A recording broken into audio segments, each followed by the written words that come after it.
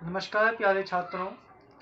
MPS विद्यालय आप सभी के सफल, उज्जवल, सुखद और स्वस्थ भविष्य की कामना करता है। आप सभी प्रसन्न होंगे और अपने अध्ययन में निरंतर जुटे होंगे। पिछली कक्षा में हमने कबीर के पद का पहला हिस्सा पढ़ा था, जिसमें हमने जाना था कि कबीरदास जी ने परमात्मा के एक स्वरूप का वर्णन किया और बताया कि संसार के कण कण में वह परम पिता ही विद्यमान है। कबीरदास जी पढ़े लिखे नहीं थे। उन्होंने पूरे संसार में भ्रमण किया और जो ज्ञान अर्जित किया उसे अपने प्रमुख ग्रंथ बीजक के अंदर व्यक्त किया। इसलिए उनकी जो भाषा है वो साधु कड़ी या मिश्रित भाषा कहलाती है। पचमेली भाषा भी इसे कहते हैं, क्योंकि इसमें केवल हिंदी ही नहीं, ब्रज ही नहीं, अवध ही नहीं, बल्कि लगभग सभी भाषाओं का मिला जुला प्रयोग हुआ है। कबीरदास जी निर्गुण संप्रदाय के संपादक थे, संत और कवि थे, समाज सुधारक थे। निर्गुण संप्रदाय वह संप्रदाय था जो भगवान के एक स्वरूप को मानता था, कण कण में ईश्वर को ही मानता था। और उसी पद के अंदर कबीरदास जी ने भी इसी संदर्भ में ईश्वर के एक स्वरूप को व्यक्त किया और बताया कि हम तो ईश्वर को एक ही करके जानते हैं। जो दो कहता है वो स्वर्ग नरक के फेर में फंसा है। इस संसार में एक ही वायु, एक ही जल, एक ही ज्योति है। इस संसार के अंदर एक ही मिट्टी से एक ही कुम्हार ने जैसे सभी बर्तनों का निर्माण करता है, वैसे ही उस ईश्वर एक ने ही पंच तत्व की एक ही मिट्टी से इस मनुष्य शरीर का भी निर्माण किया। हमने जाना था कि किस तरह के प्रश्न हमसे पूछे जाएंगे और किस तरह से व्याख्या की जाएगी। व्याख्या करने का जो तरीका है, पहले अंश लिखना, फिर कठिन शब्दार्थ, फिर संदर्भ, प्रसंग, व्याख्या और विशेष, इस तरह से मैंने आपको बिंदु बताए थे। इस पद को पढ़ने के बाद भी हम उसी तरह की व्याख्या पर चर्चा करेंगे और इससे जुड़े हुए सवालों को भी हल करेंगे। तो बिना देरी किए आज के अध्ययन को प्रारंभ करते हैं। कबीर का पहला पद और उसका दूसरा हिस्सा आज हम पढ़ने वाले हैं। आप सभी को पता है कि इस पद में कबीरदास जी ने ईश्वर के एक स्वरूप को बताया है जो संसार के कण कण में है। उसे ही सिद्ध करने के लिए कबीरदास जी ने बहुत सारे उदाहरण दिए। उन्हीं उदाहरणों पर आज हम चर्चा करेंगे इस पहले पद के दूसरे भाग में।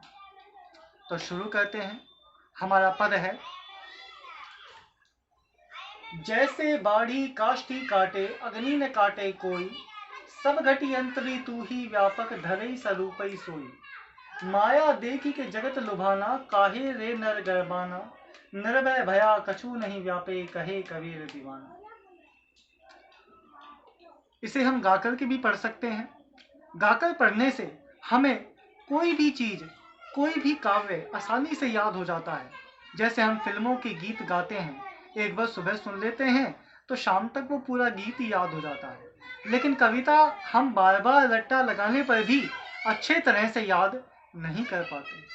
अगर उसे हम गाकर पढ़ें तो वो भी उसी गीत की तरह आसानी से याद हो जाए।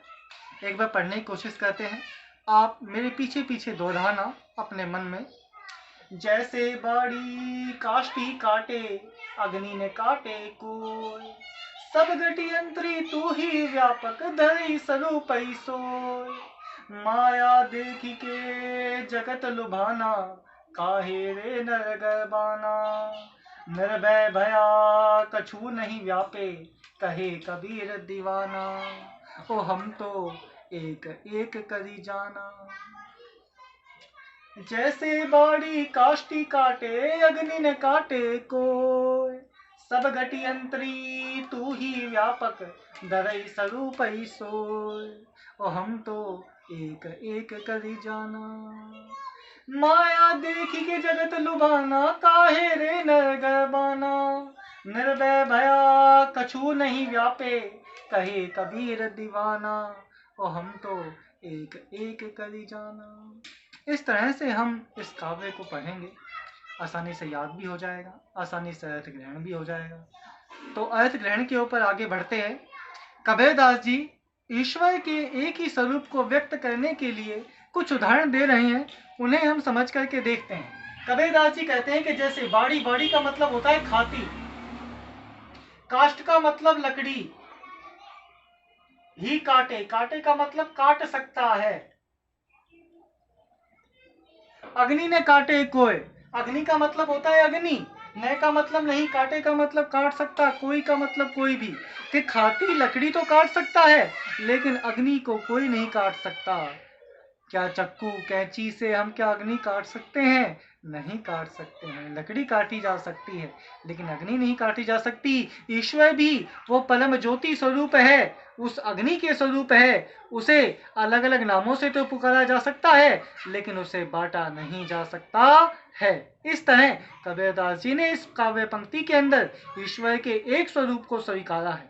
दूसरी पंक्ति में आइए, दूसरी पंक्ति में कहता है, सब घटी अंतरी तू ही व्यापक, धरई स्वरूप सोई। सबका मतलब सभी के, घटी का मतलब हृदय में, अंतरी का मतलब मध्य, अंदर, तू ही यानी कि आप ईश्वर, व्यापक का मतलब स्थित, धरई स्वरूप सोई, धरी का मतलब होता है धारण किया, स्वरूप का मतलब रूप, सोई का मतलब कोई भी,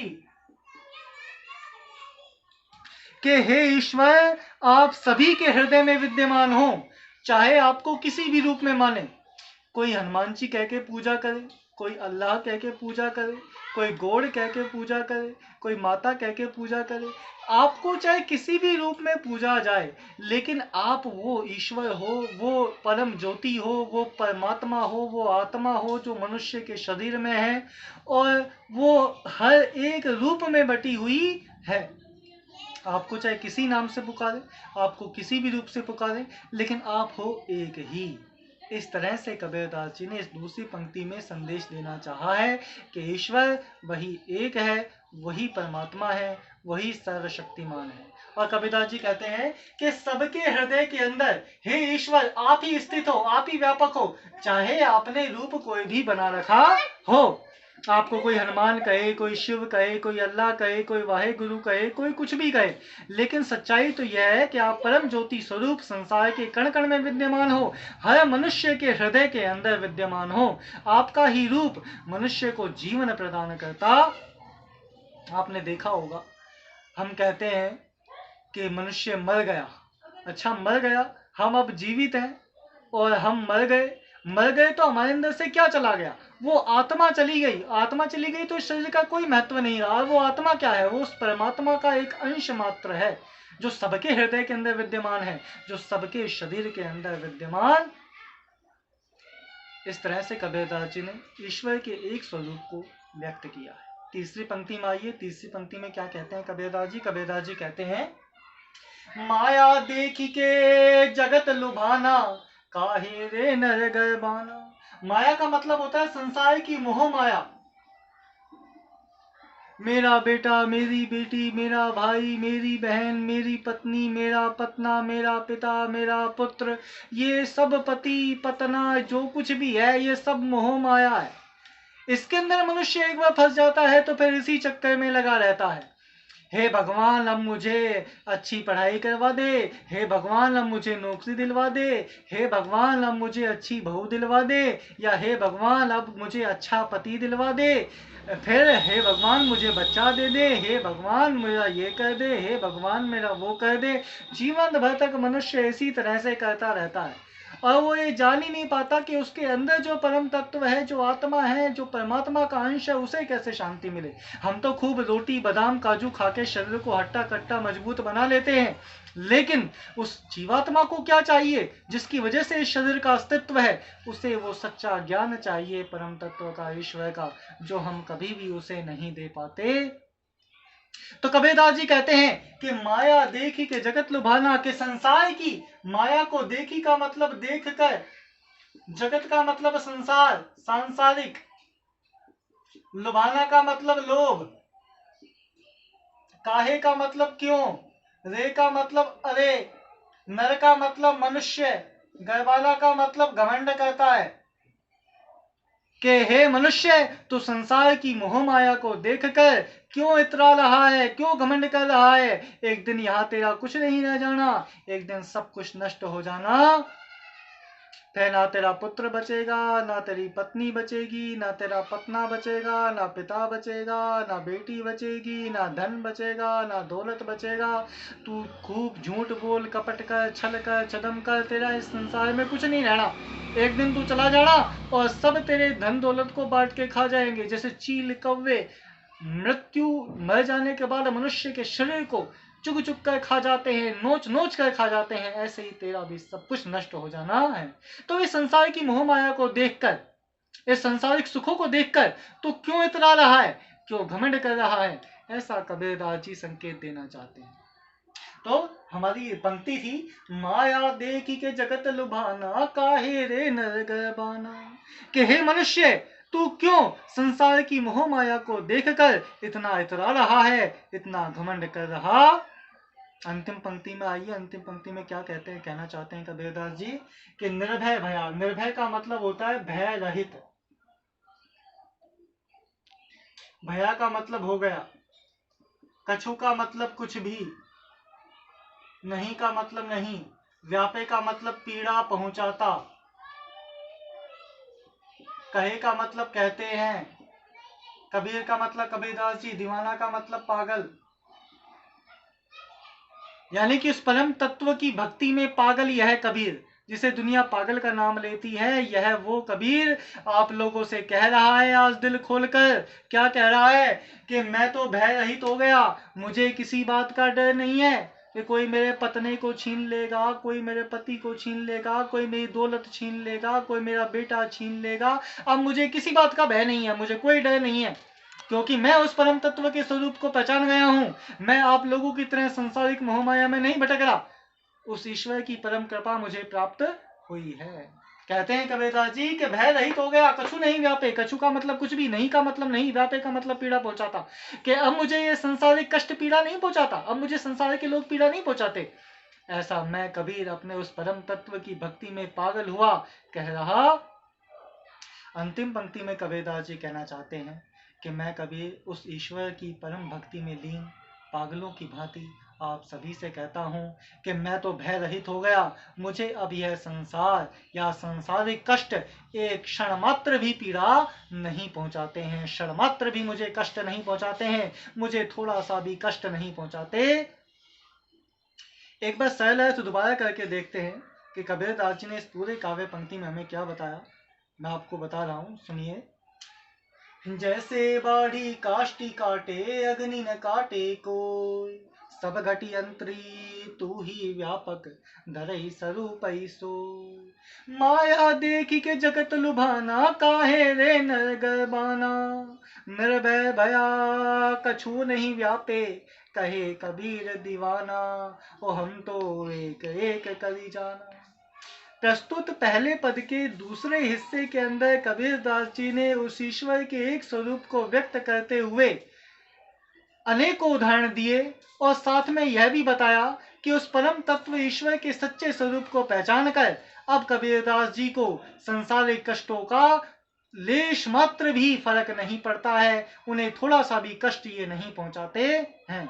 और कहा कि जिस तरह से एक खाती लकड़ी को तो बांट सकता है लेकिन अग्नि को कोई नहीं बांट सकता है, उसी तरह वो ईश्वर भी ज्योति स्वरूप है, उसे कोई नहीं बांट सकता है। कबीरदास जी कहते हैं कि वही ईश्वर संसार के हर एक मनुष्य के घट घट में हृदय में व्याप्त है, चाहे उसे किसी भी नाम से पुकारा जाए। कबीरदास जी अगली पंक्ति में कहते हैं कि अरे मनुष्य, तू क्यों संसारिक मोह माया को देखकर इसके लोभ लालच में इतराता है, घमंड करता है। एक दिन ये सब कुछ नष्ट हो जाना है। मुझे देख, मैं कबीर उस परम तत्व की भक्ति में पागल आप सबसे कहता हूं कि मैं भय रहित हो गया, मुझे अब संसारिक कष्ट थोड़ी सी भी पीड़ा नहीं पहुंचाता है। आप ध्यान पूर्वक इसका अध्ययन करना, इसके अर्थ को अपनी कॉपी में बनाना, नोट करना, कोई दिक्कत आए तो पूछना। कल इससे जुड़े हुए प्रश्न और इसकी व्याख्या पर चर्चा करेंगे। आप सभी प्रसन्न रहें। धन्यवाद।